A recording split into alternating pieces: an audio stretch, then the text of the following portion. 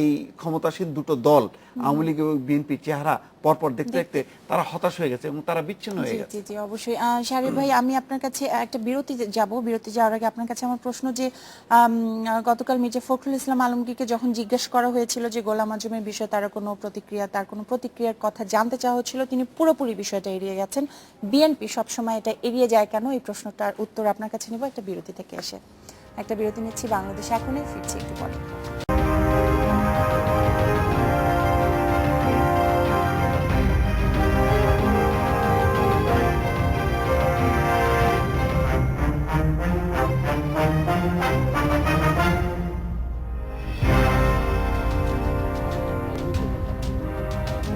স্বাগত আরো একবার, দেখছেন বাংলাদেশ এখন। শাহরিয়ার ভাই, বিরতির আগে আপনাকে আমি বলেছিলাম যে বিএনপি সবসময় গোলাম আজমের বিষয়টা গতকাল মির্জা ফখরুল ইসলাম আলমগীর কোনো উত্তর দেননি, তিনি এড়িয়ে গেছেন।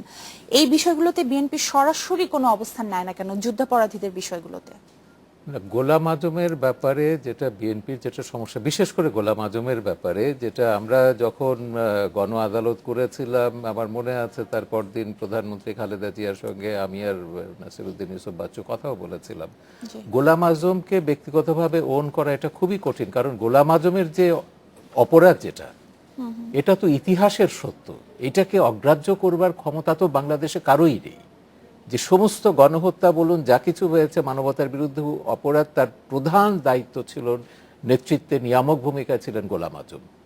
তো সেখানে আজকে যেটা আপনি গয়েশ্বরার একমাত্র বিএনপি নেতা গয়েশ্বরা যে মন্তব্য করেছেন যে হ্যাঁ ৭১-এর ব্যাপারে তার বিচার হতে পারে, কিন্তু তিনি আবার একটু ফুটনোট জুড়ে দিয়েছেন যে ভাষা আন্দোলনের সঙ্গে তার সম্পর্কের জন্য ভাষা সৈনিক হিসেবে তাকে একমাত্র বিএনপি নেতা না, আমি একটু যোগ করতে চাই, রাজশাহী সিটি কর্পোরেশনের মেয়র মোসাদ্দেক হোসেন বুলবুল কালকে বেশ কিছু কথা বলেছেন। তিনি বলেছেন দেশের সার্বভৌমত্ব রক্ষার জন্য কাজ করেছেন গোলাম আজম, তিনি কোনো শক্তির কাছে মাথা নত করেননি, মৃত্যুর আগ পর্যন্ত তিনি তার একনিষ্ঠতার প্রমাণ রেখে গেছেন। কোন দেশের সার্বভৌমত্ব? এটা দেশ তো না, ওদের ঠিকই আছে। গোলাম আজম জামাত যেটা মনে করে ৭১-এর ২৬ মার্চ থেকে ১৬ই ডিসেম্বর পর্যন্ত এটা পাকিস্তান ছিল এবং তারা এটা একটা গৃহযুদ্ধ চলছিল। বিএনপির যে আমি বলছি তারা বিএনপির, উনি জামাতের সেই যে রাজনীতি সেটাকে তিনি আপহোল্ড করেছেন, যে সেই দিক থেকে সার্বভৌমত্ব বললে গোলাম আজম পাকিস্তানের সার্বভৌমত্ব রক্ষা করবার জন্য জেহাদ করেছেন। তার সংগ্রাম পত্রিকাতে, তাদের পত্রিকায় সেইভাবেই বক্তব্যগুলো এসছে। কিন্তু আমাদের কথা হচ্ছে ৭১-এর ২৬ মার্চ থেকে এটা বাংলাদেশ, সেই আমাদের সংবিধান অনুযায়ী, বঙ্গবন্ধুর ঘোষণা অনুযায়ী, এবং এরপর থেকে সেই দিন থেকে পাকিস্তানি আর্মি, এখানে যে সরকার ছিল এটা দখলদার সরকার, পাকিস্তানি সৈন্যরা এখানে দখলদার বাহিনীতে রূপান্তরিত হয়ে গেছে। আমরা মুক্তিযুদ্ধ করেছি, এটা কোনো গৃহযুদ্ধ ছিল না। এই গৃহযুদ্ধের মাইন্ডসেটটা সেদিন, এই যে কালকে একটা টক শোতে বিএনপির এক নেতা এসেছে, তিনিও বললেন ওই ৭১-এ সে গৃহযুদ্ধ বললেন। তো এটা একটা বিএনপির একটা জামাতের ওই যে প্রভাব যেটা হচ্ছে এটা হয়েছে। কিন্তু বিএনপির শীর্ষ নেতাদের আমার মনে হয় না কাউকে গোলাম আজমকে ওন করার ব্যাপারে, আপনি কালকেও দেখুন। তবে গয়েশ্বরা যেটা বলেছেন এটা হচ্ছে যে কি তার, আমি মনে করি তিনি সম্ভবত জানেন না যে গোলাম আজমের যদি তিনি বদরুদ্দীন উমরের ভাষা আন্দোলনের ইতিহাসটা পড়তেন, ভাষা আন্দোলনের উপর সবচেয়ে বস্তুনিষ্ঠ ইতিহাস যেটা আমরা মনে করি, সেখানে পরিষ্কার বলা হয়েছে কোন প্রেক্ষিতে গোলাম আজম ভাষা আন্দোলনের সময় ওই যে স্মারকপত্রটা লিয়াকত আলী খানকে দিয়েছিলেন, ডাকসু তো ছিল না, ছাত্র সংসদের সাধারণ সম্পাদক হিসেবে। কারণ ছাত্র সংসদের প্রধান তখন যিনি ছিলেন, তিনি ধর্মীয় পরিচয় একজন হিন্দু।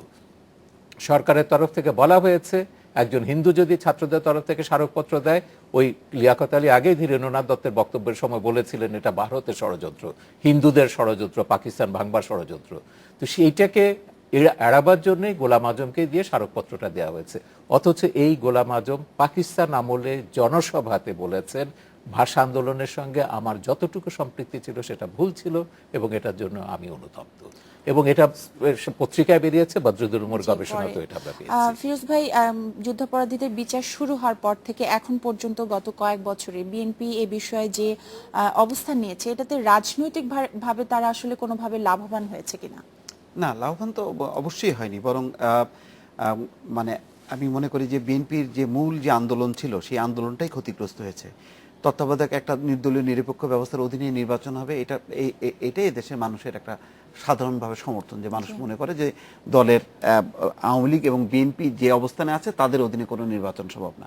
সেই অর্থে ভালো আন্দোলন। কিন্তু এখন একটা ভালো কাজকে আপনি যদি ঠিকভাবে পরিচালনা না করতে পারেন, এবং এই সমস্ত দলগুলো যদি নেন, বিশেষ করে বাংলাদেশের স্বাধীনতার সার্বভৌমত্বে যারা বিশ্বাস করে না, জামাতের মতন দলগুলোকে নিয়ে যদি আপনি আন্দোলন করেন, সেই আন্দোলন তো আপনি ভালো লক্ষ্যে পৌঁছতে পারবেন না।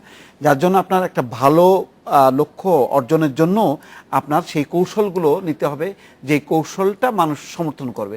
এখন আপনি ভালো লক্ষ্য অর্জনের জন্য জামাতের মতন একটা গণধিকৃত দলকে আপনি যদি সাথে নিয়ে আন্দোলন করেন, স্বাভাবিকভাবে মানুষ কনফিউজ, মানুষ সেটা সাড়া দেয়নি। তার প্রমাণ হয়েছে, এবং সবচেয়ে বড় প্রমাণ পেয়েছে যে নির্বাচন প্রতিহতের নাম করে সারা দেশব্যাপী যে নাশকতা এবং অবর্ণনীয় মানুষ হত্যার যে ধ্বংসলীলা, সেটি হয়েছে মূলত জামাতের। এবং দেখবেন যে যেখানে যেখানে বিএনপি আন্দোলন করেছে, যে দু একটা জায়গায়, সেখানে কিন্তু তারা মাস গ্যাদারিং করেছে। এমনকি কোনো কোনো জয়পুরহাটে আপনার মনে আছে যে আমি নিজের চোখে দেখেছি যে হাজার হাজার মানুষ বসছে, সেটা জয়পুরহাটের এক বিএনপি নেতার নেতৃত্বে। তারা কিন্তু রেল লাইন উপড়ে ফেলেনি, কিন্তু জামাত নাশকতা করেছে, সেই নাশকতার দায় কিন্তু বিএনপির কাঁধে যে পড়েছে। যার জন্য তাদের যে মূল যে আন্দোলন, সেই আন্দোলনে হয়তো সংখ্যাগরিষ্ঠ মানুষের সমর্থন ছিল, কিন্তু ভুলভাবে কৌশলের জন্য তাদের এই আজকে এই পরিণতি। সেক্ষেত্রে যেমন গত পরশু দিন বিএনপি নেত্রী বেগম খালেদা জিয়া আবারও আন্দোলনের বিষয়টি বলেছেন, এবার ঢাকাকে অন্তর্ভুক্ত করে উনি ওনার দুর্বলতার কথাও বলেছেন যে এর আগে ঢাকাকে অন্তর্ভুক্ত করা হয়নি। এই আন্দোলনের ক্ষেত্রে জামায়াতের তাদের সাথে সংশ্লিষ্টতাটা কিরকম হবে বলে আপনার মনে হয়? আমার ধারণা যে এখন পর্যন্ত যে অবস্থা, এখনো তো সামনের অবস্থা বোঝা যায় না। যদি এই অবস্থা থেকে মূল্যায়ন করে যদি বিএনপি বেরিয়ে না আসতে পারে, তাহলে মানে ব্যক্তিগতভাবে আমি মতামত দিতে পারি না, কিন্তু অতীতের অভিজ্ঞতা বলে যে এই একই অবস্থার সম্মুখীন হবে বিএনপি। সেক্ষেত্রে কোনো রাজনৈতিক সংকট তৈরি হতে পারে কিনা আপনার কি মনে হয়? না, জামাতের তো একটা রাজনৈতিক এজেন্ডা আছে, যেটা আমরা গত বছর দেখেছি। ওই যে সাইদির মামলার রায়ের পরে সারা দেশে যে একটা তো নাশকতা, যেটা ফিরোজ বললেন, যে বিশেষ করে হিন্দু সম্প্রদায়ের উপর যে ঝাঁপিয়ে পড়লো, চট্টগ্রাম থেকে শুরু করে উত্তরবঙ্গ পর্যন্ত সমস্ত জায়গায় আমরা গিয়েছি। এবং কথাটা কি ছিল, তোদের সাক্ষীর জন্য সাইদি হুজুরের ফাঁসি হয়েছে, বাংলাদেশে আমরা কোনো হিন্দু রাখবো না। এই যে বাংলাদেশকে হিন্দু শূন্য করবার এজেন্ডা জামাত বিএনপি 2001 সালেও আমরা দেখেছি ক্ষমতা আসবার সময়, এবং গত বছর আমরা দেখেছি, এইটাই জামাতের এজেন্ডা। এখন এই এজেন্ডার সঙ্গে বিএনপি যুক্ত হয়ে যাচ্ছে। এবং ফিরোজ যথার্থভাবে বলেছে যে বিএনপি যতক্ষণ পর্যন্ত জামাতের এজেন্ডার প্রতি নিষ্ঠবান থাকবে, কমিটেড থাকবে, দায়বদ্ধ থাকবে, ততক্ষণ পর্যন্ত বিএনপির কোনো ভবিষ্যৎ বাংলাদেশে নেই। কিন্তু বিএনপি যদি ইন্ডিপেন্ডেন্টলি দাঁড়ায়, ডেফিনেটলি বিএনপির ভবিষ্যৎ আছে। এমনকি এই গত নির্বাচনের সময় বহু রাজনৈতিক বিশ্লেষক বলেছেন বিএনপি কেন নির্বাচনে গেল না, যেহেতু নির্বাচন কমিশন, উচ্চতর আদালত জামাতকে নির্বাচনের অযোগ্য বলে ঘোষণা করেছে। জামাত নির্বাচনে যেতে পারবে না বলে জামাত বিএনপিকে নির্বাচনে যেতে দেয়নি। জামাতের ফাঁদে বিএনপি পা দিয়ে নির্বাচনে গেল না। কিন্তু নির্বাচনে যদি যেত, অনেকেই বলেছেন যে কি বিএনপির এবার জেতার সম্ভাবনা ছিল। তো সেই ট্রেন যেটা তারা মিস করেছে, এখন তাদেরকে অপেক্ষা করতে হবে। মানুষকে শুধু এইটা বলে তো হবে না। সংলাপের কথা যখন বলছে, আমি তো মনে করি সংলাপটা হতে হবে এই মূল বিষয়টার উপর, জামাতের ইস্যুতে, জঙ্গিবাদের ইস্যুতে, মুক্তিযুদ্ধের চেতনার ইস্যুতে, বাংলাদেশের ভবিষ্যতের অস্তিত্বের ইস্যুতে। এগুলো নিয়ে আমি মনে করি যে বড় দলগুলো, বড় কেন ছোট বড় সব দলের মধ্যে সংলাপ হওয়া উচিত। আওয়ামী লীগের যেটা একটা গোয়ার্তুমি আছে না, সংলাপ, এখন কিসের সংলাপ? শুধু নির্বাচন নিয়ে কেন সংলাপ হবে? গোটা বাংলাদেশ নিয়ে, আমাদের বাংলাদেশকে আমরা কোথায়, কোন দিক, ডিরেকশনে আমরা নিতে চাই, সেই দিক নির্দেশনা নিয়ে, সেটা নিয়ে সংলাপ হোক। আমরা সারা দেশের মানুষ, আমরা সেটা জানি। তারপরে আমরা সিদ্ধান্ত নেব আমরা কাকে সমর্থন করব, কাকে আমরা ভোট দেব।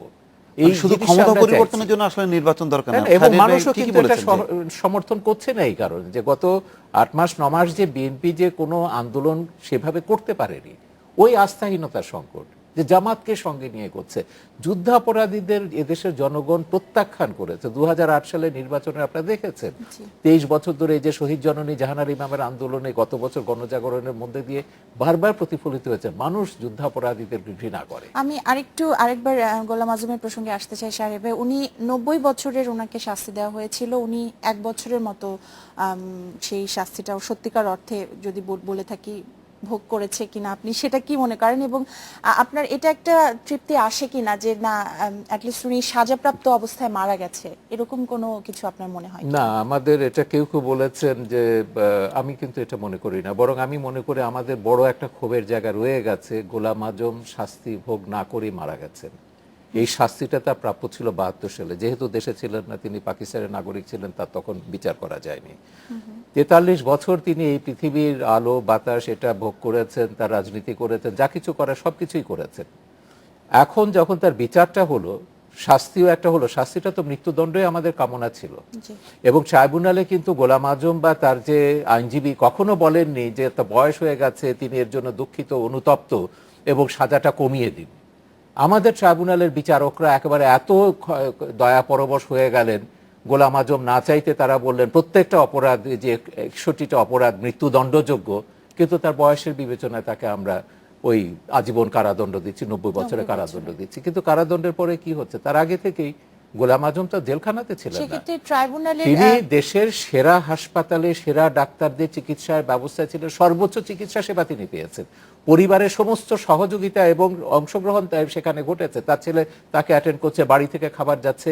বাংলাদেশের ইতিহাসে কোনো বন্দির ক্ষেত্রে, গণহত্যার মামলা দূরে থাকুক, কোনো রাজবন্দির ক্ষেত্রেও কিন্তু এত সুযোগ সুবিধা কখনো কাউকে দেওয়া হয়নি, পৃথিবীর ইতিহাসে তো নয়। তো কেন গোলাম আজমকে আমরা এটা দিলাম? এবং আপনার ৩০ লক্ষ শহীদ পরিবার, তাদেরকে আপনি কি করে ন্যায় বিচার নিশ্চিত করলেন? তারা তো চেয়েছিলেন ফাঁসি, এবং ফাঁসি না দিলে কি হয়, এই গোলাম আজমের মৃত্যু একটা প্রমাণ। এখন এতে তো বয়স হয়েছে যুদ্ধাপরাধীদের, এক এক করে মরে যাবে তারা দণ্ড ভোগ না করে, গণহত্যা তারা দণ্ডটা ভোগ করলো না। এটাই হচ্ছে আমাদের ক্ষোভের বিষয়, এবং আমি মনে করি পুরো বিচারটাই এখন আমাদের পুনর্বিবেচনা করা